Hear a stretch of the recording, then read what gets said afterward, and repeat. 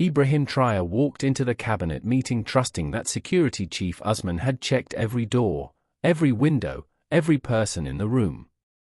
What he didn't know was that Usman had deliberately left one door unlocked, one window unsecured, and one very dangerous person in the room. And that person was himself. Monday morning at 9 a.m. Ibrahim Traoré entered the presidential palace conference room with complete confidence in his security arrangements. Security Chief Usman Sonko stood at his usual post near the entrance, and resting on his weapon, scanning the room with practiced vigilance. Morning briefing complete, Mr. President, Usman reported. All 12 ministers cleared, perimeter secured, backup teams positioned. But something was different about Usman today. His jaw was tighter than usual. His eyes avoided direct contact. And when he spoke into his radio, his voice carried an edge that Defense Minister Compare noticed immediately. As the cabinet meeting began, Traoré felt completely protected. Usman had been his security chief for 3 years. The man who planned every route, checked every room, positioned every guard. If anyone could keep him safe, it was Usman. That trust was about to become his greatest vulnerability. At exactly 9:23 a.m., while Finance Minister Sonko was presenting budget figures, Usman quietly reached for his radio and whispered, "Commence." The lights went out instantly.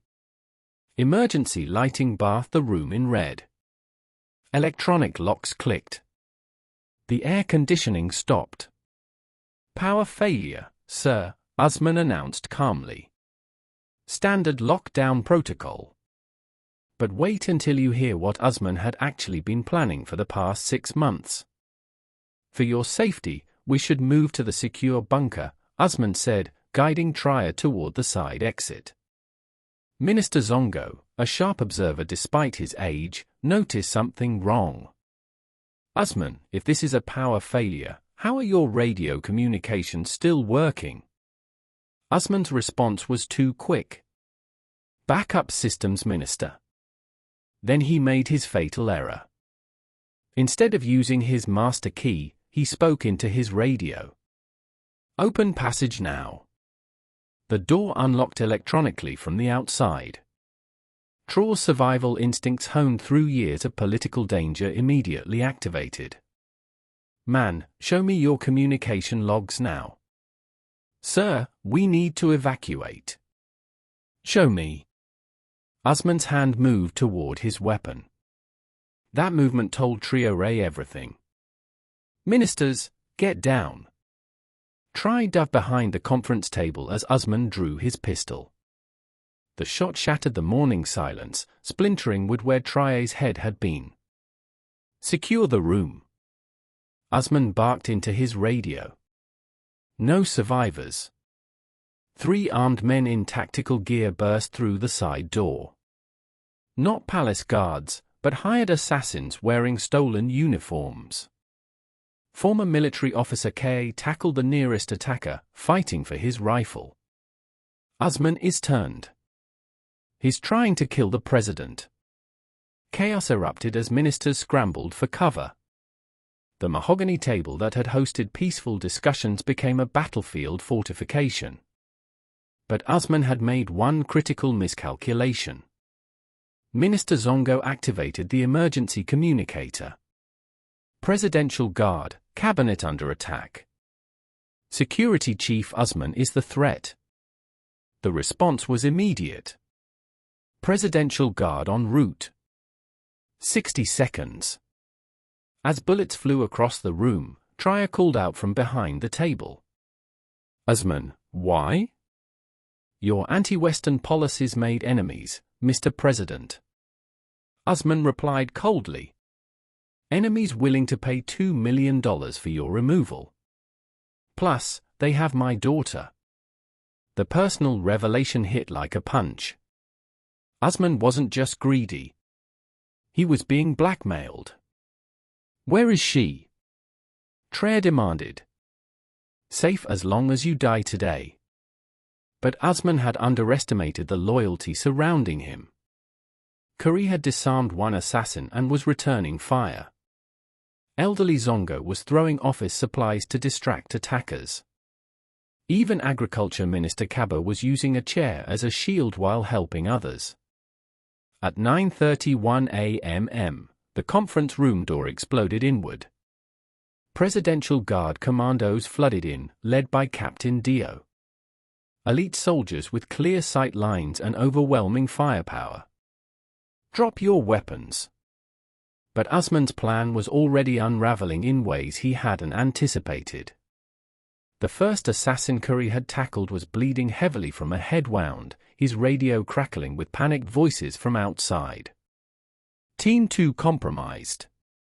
Palace security responding faster than expected. Man pressed his earpiece, his face draining of color as he heard his handler's voice. "Abort mission." "Repeat." "Abort mission." Palace backup arrived early. "You have 90 seconds before full lockdown."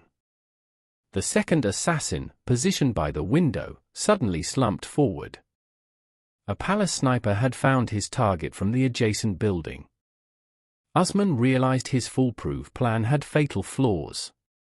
He'd underestimated Presidential Guard response time, miscalculated Minister Kempe's military training, and failed to account for Minister Zongo's sharp observation skills. "Sir, this is Captain Dio," came the voice through the door. "We have the building surrounded. Surrender now and your daughter lives.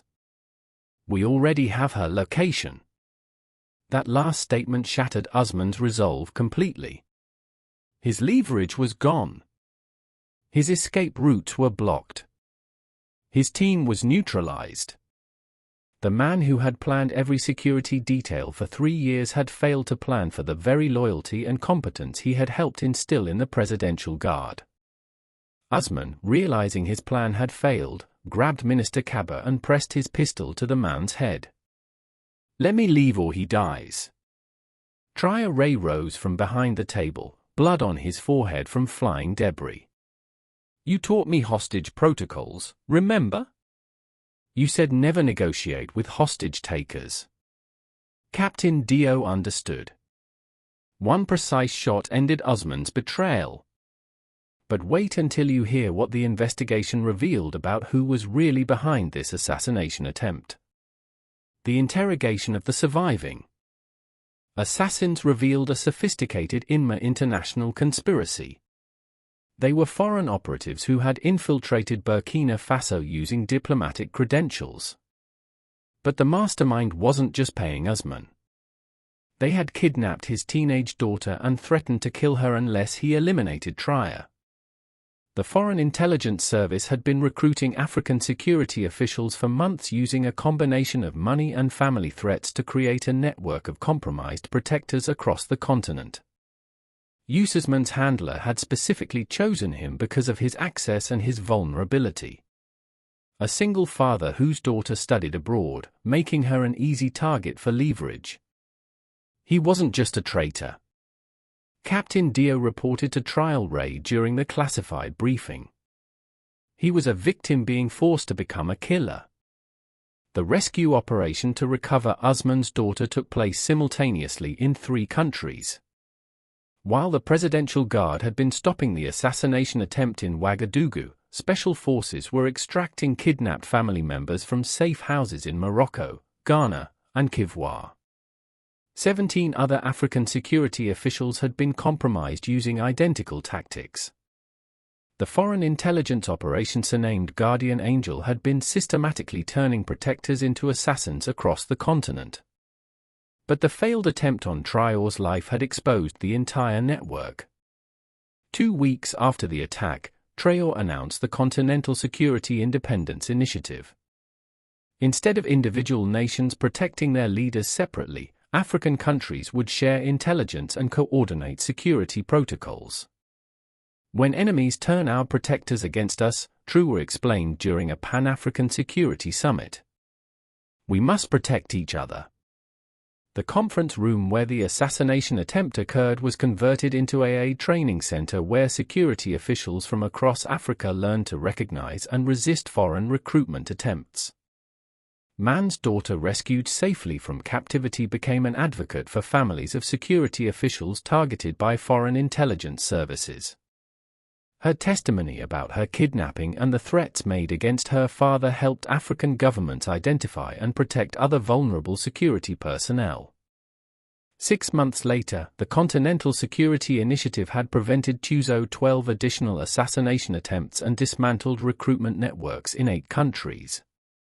The Foreign Intelligence Service that had orchestrated Guardian Angel found their African operations completely compromised. Their investment in turning African protectors into killers had instead created the most coordinated security cooperation in the continent's history. Today, African security officials operate under protocols that protect both leaders and their families from foreign manipulation. The system that emerged from Usman's forced betrayal ensures that no security chief can be isolated and manipulated into becoming an assassin. Minister Compare, whose military instincts had saved lives during the attack, was appointed to head the new Continental Security Coordination Office, working with security officials across Africa to prevent future Guardian Angel operations, standing in the renovated conference room 6 months later. Traoré reflected on the price of security in an interconnected world. Usman died protecting me, he said, looking at the memorial plaque where the security chief had fallen. Not by choice, but by necessity. His forced betrayal taught us that protecting our leaders means protecting our protectors first. The memorial read, Security Chief Usman Sonko, protector, father, victim of foreign manipulation. His sacrifice built continental security.